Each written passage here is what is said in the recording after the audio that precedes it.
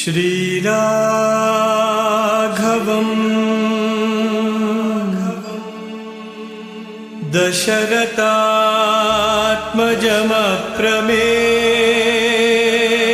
दशरथात्मजमप्रमेयम्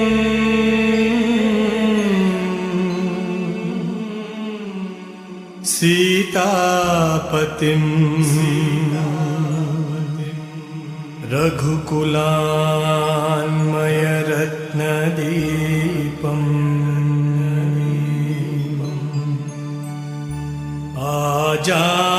आजानुबाहुम्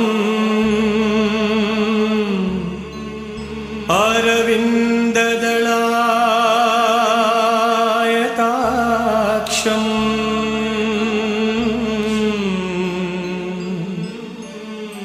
रामम्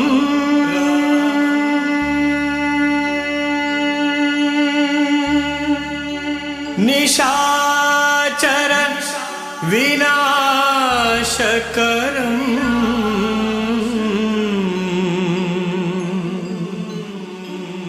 Namami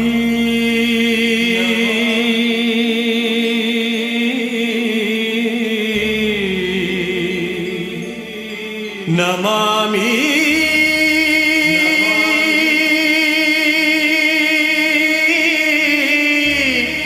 Namami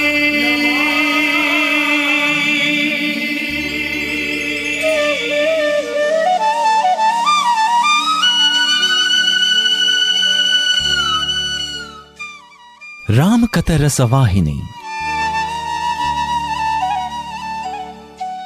Chapter 7, Part 5.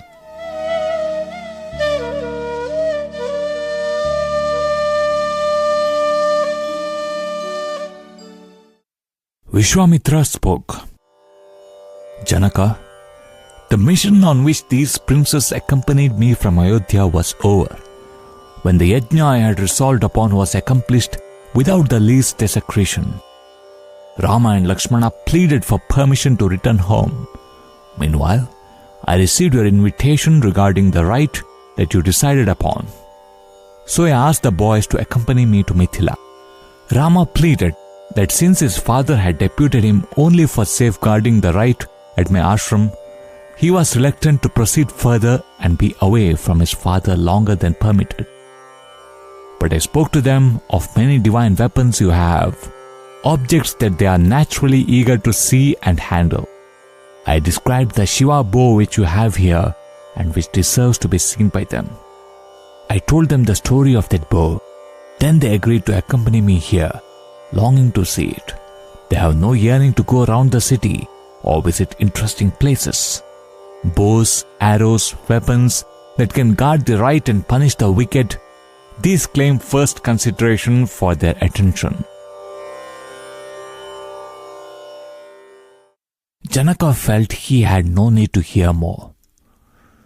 In that case, I will make arrangements to have the bow brought to the yajna hall soon, and instructed that the preceptor Satananda be consulted about an auspicious hour for it to be brought here. Meanwhile, Rama asked Janaka, Maharaja, if you can tell us how that divine bow came into your possession, we can derive great joy. Janaka gave the details with evident joy. Darlings, 6 generations after Nimi, the great ancestor of my dynasty, King Devavrata ruled over this kingdom.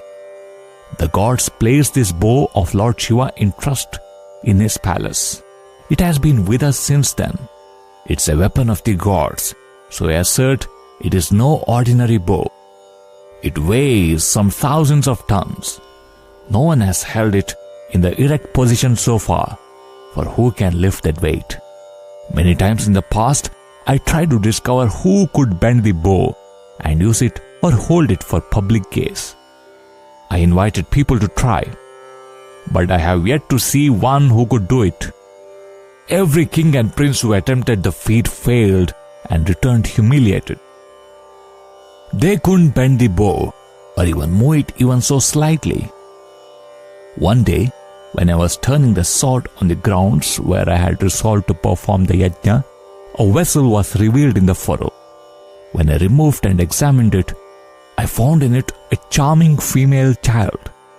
Since the child came to us from the furrow, we named her Sita. We brought her up as our own child. One day, when she was playing with her companions, her toy rolled underneath the long box within which the bow was kept. The more they tried to remove the ball with the help of various contrivances, the farther it rolled under the box. Sita laughed at the discomfiture of her companions and the palace guards. She pushed aside the box with her tender hand and recovered her toy, to everyone's astonishment. I heard about this through the queens, who came to know of it from the wonderstruck group around her at the time. That day, I resolved to give Sita in marriage to one who proves himself worthy to wed her by stringing that bow. Many a prince tried to lift and bend it in order to win her, but all faced ignominious defeat. They felt hurt and insulted. They said I had purposely humiliated them. In their resentment and despair, they grouped their forces and fell upon Mithila. The siege lasted 1 full year. All my armory was exhausted and I was concerned about the fate of the city. I had no other recourse but austerity to win the grace of the gods. The gods were pleased. They blessed me with traditional reinforcements of infantry, cavalry, elephantry and chariotry. During these campaigns of vindictiveness, I was able to preserve the bow. I guarded it like the apple of my eye. Its mysterious might is beyond description. Rama, I won't deny you the fulfillment of your wish. If you but agree, the bow will be brought to the yajna enclosure.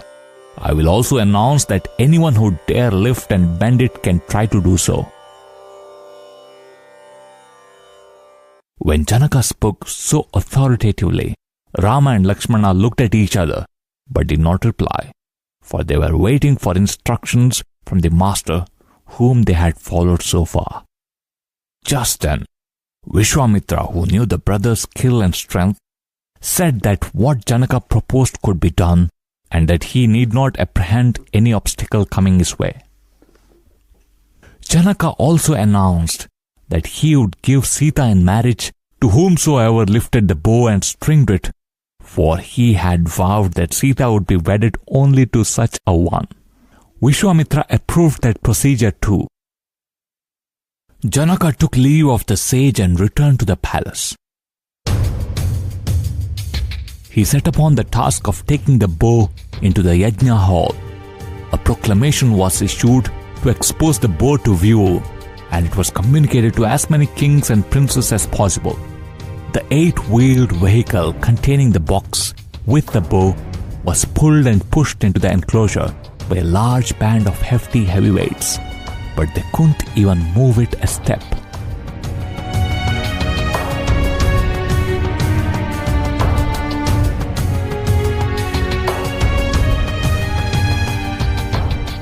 More men of gigantic mould had to be called in to lend a hand, dragging the heavy chains attached to the vehicle and pushing it from behind. When at last the bow moved into the sacred enclosure, the priests recited hymns of auspicious welcome. Day dawned. The 9 traditional musical instruments raised a paean of harmony that rose to the worlds of heaven.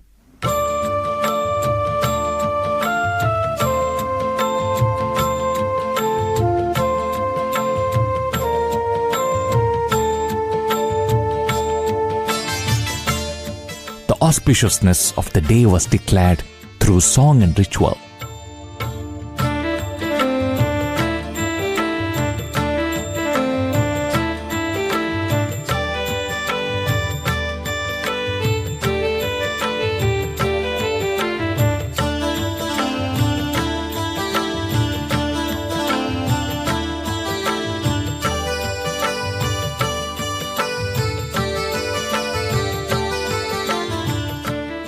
Emperor Janaka entered the enclosure, accompanied by a group of priests and with attendants carrying materials for the ceremonial worship of the divine bow. Long before that moment, the enclosure was filled with kings, princes, ministers, courtiers, sages and Vedic scholars. When Janaka came in, the entire gathering stood up to honor the ruler of the realm. Vedic pundits declaimed aloud hymns invoking the gods to shower grace. Their voices rose up to heaven in exclamatory unison. Others recited passages from the Vedas. Yopam pushpam veda pushpavan prajavan pashuman bhavati chandrama va apam pushpam pushpavan prajavan. All were so filled with expectancy that they looked on in wonder without even a wink. Janaka walked in reverence around the vehicle with the bow and offered floral homage to it while chants were recited to propitiate it. He bowed before the divine bow and spoke to the distinguished assembly. Prostrations to the sages. I welcome all who have come to this assembly. For many years, my forefathers as well as many other monarchs have been, as you all know, worshipping this divine bow. Besides, it is already well known that no one, be he god or demon, Yaksha, Rakshasa, Garuda, Gandharva or Kinnara, has so far been able to lift the bow, hold it and string it. All who attempted have turned back humiliated. In spite of this day, I have again resolved to bring the bow into the sacred enclosure. Whoever among you lifts this bow, or lifting, strings it, or stringing it, fixes an arrow onto it, or even who can hold the weight of the bow in his hands, can come forward and take this chance. The bow is before you. Janaka bowed before the gathering with his palms folded and sat on the lion throne. Vishwamitra cast a glance with a smile at Rama. Rama quickly approached the vehicle and lifted up the iron cover with his left arm. With his right hand, he raised the bow from its box with no concern or exertion. Holding the bow erect, he looked around while amazement was on every face. The thousands who witnessed the wonder, citizens, kings, princes, sages and elders, raised such an applause that the sky echoed the exultation. Soon, Rama strung the magnificent bow. With delightful ease, he fixed an arrow. He drew the string back up to the ear in order to release it, but the bow snapped.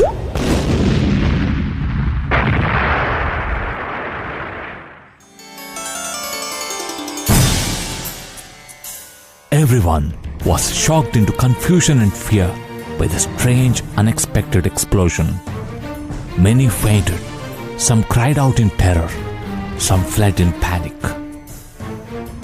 The sages uttered prayers to God. Why dilate further? Except for Janaka, Vishwamitra, Rama and Lakshmana, everyone was plunged into inexplicable, inconsolable dread.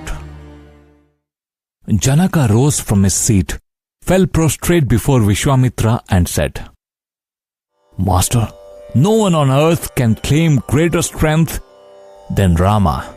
Such strength is not on the earth. I will fulfill my word. I will give Sita in marriage to him who lifted, bent and broke this bow. Vishwamitra replied, Janaka, it would be good to send this news to Emperor Dasharatha and celebrate this auspicious event after he comes. This is my desire. Rama is such a deeply dutiful son that he would not agree to the marriage until Dasharatha gave his approval. So, Janaka called the Brahmins of the court to his presence along with some ministers. He set them on the journey to Ayodhya as soon as day dawned. They sped on in their chariots drawn by swift horses for 3 days and nights and reached Ayodhya on the morning of the 4th day. They halted the chariots right before the main entrance of the imperial palace, so that there could be no delay in taking the news they had brought to the emperor. When the guards asked their names and purpose, the ministers asked them to announce their arrival to the emperor. They informed Dasharatha, and the ministers were immediately called into the palace and the presence.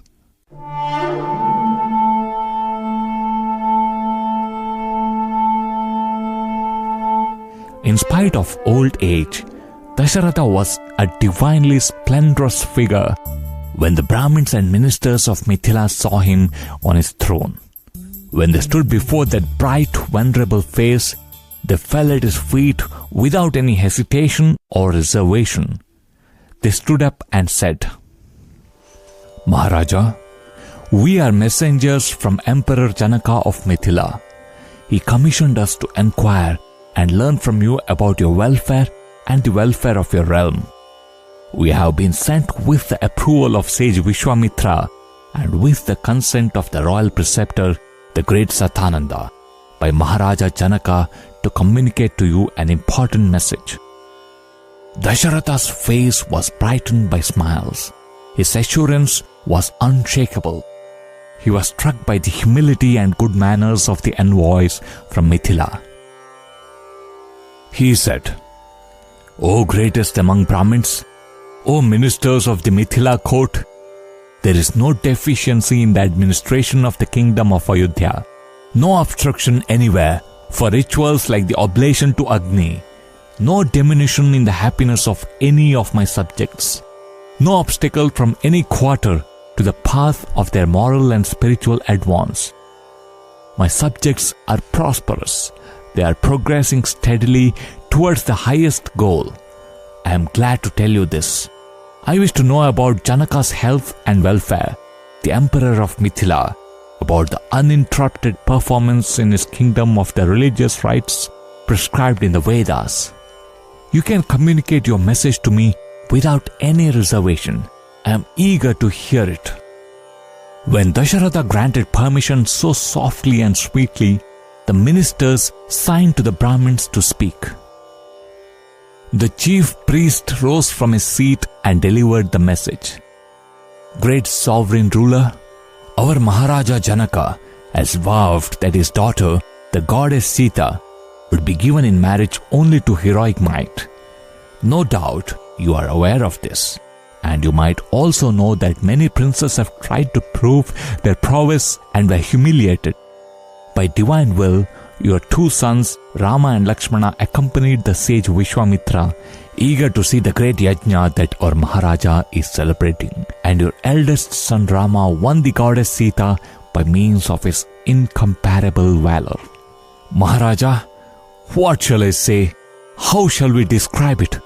In full view of the distinguished gathering of sages, kings and princes, Rama, who has attained the highest pinnacle of valor, lifted and held Shiva's bow by its middle, kept it erect and stringed it.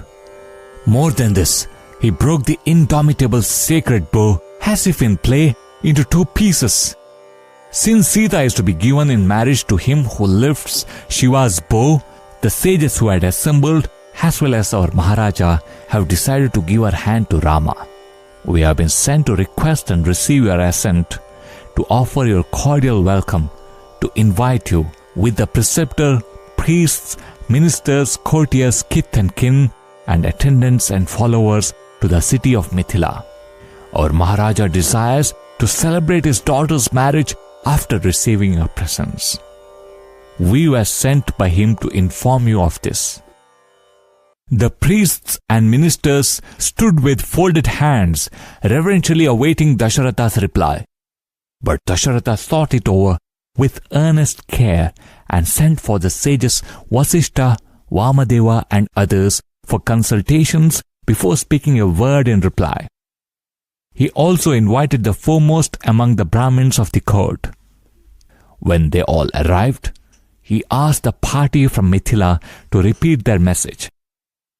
When they had listened to the news, Dasharatha wanted their comments. But first, he fell prostrate before sage Vasishta and prayed for his approval. Vasishta, Vamadeva and others responded with joyous exclamations, "Jai! Jai!" They said, who spent further thought on this, make preparations to go to Mithila. The ministers jumped in joy. News of Rama's wedding spread in a trice all over the city and into the inner apartments of the palace, where the queens were.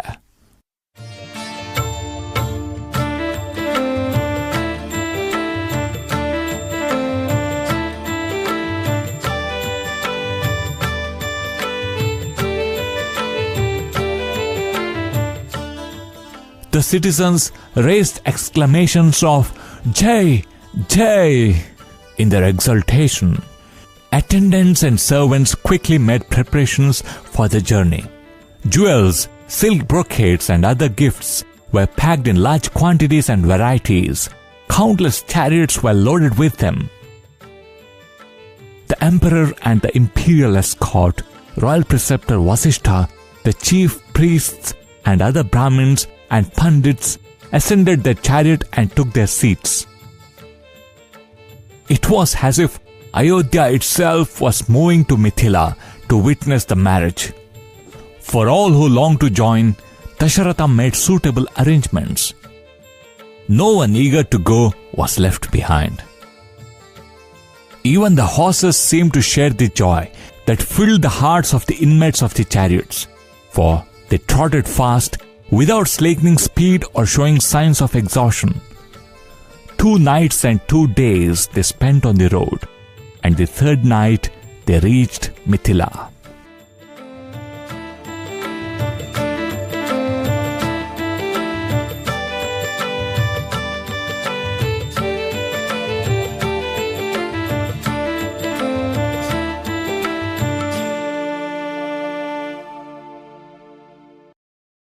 End of Chapter 7, Part 5. Sai Ram. Shri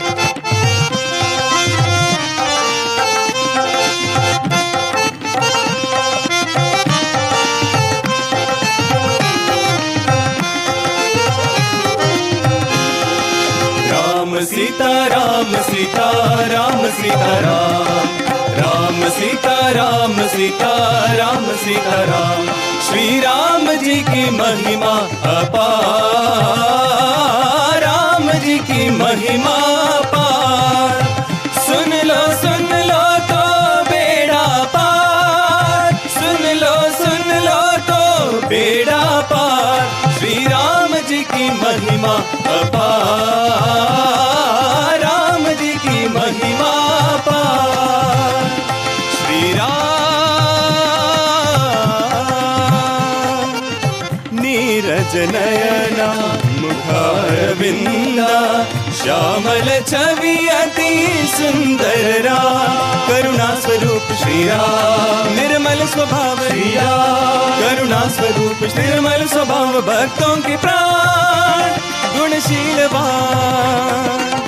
Neeraj Naina मुखारविंदा, Shyamal छवि अति सुंदर राम। रविकुल मंडन दशरथ नंदन, मुनि मनरंजन नयन विराम। राम श्री राम श्री राम श्री राम श्री राम।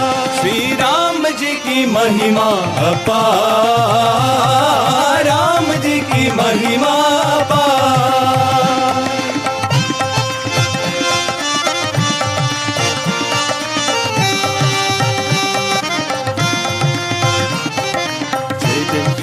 जय जय श्री राम, जय जय श्री राम, जय जय श्री राम।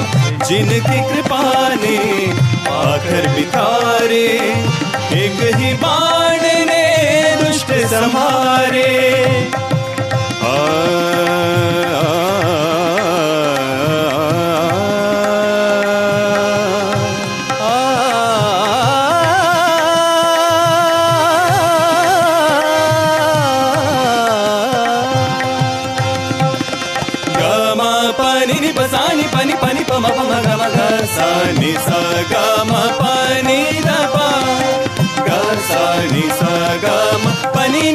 सा पनि पम पम ग म सा नि पम नि पम ग सा ग म प नि नि द द द पा।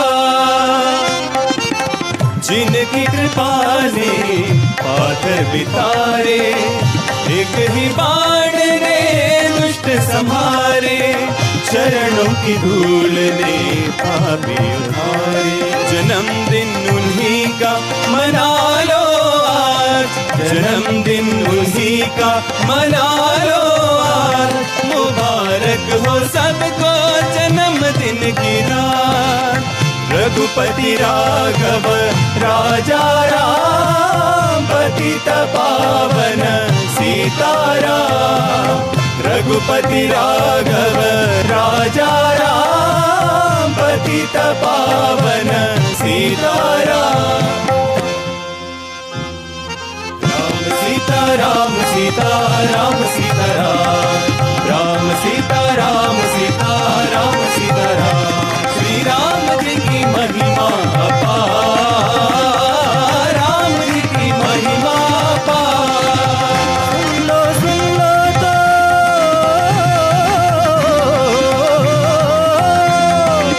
सुन लो तो बेड़ा पार, सुन लो तो बेड़ा पार। श्री राम जी की महिमा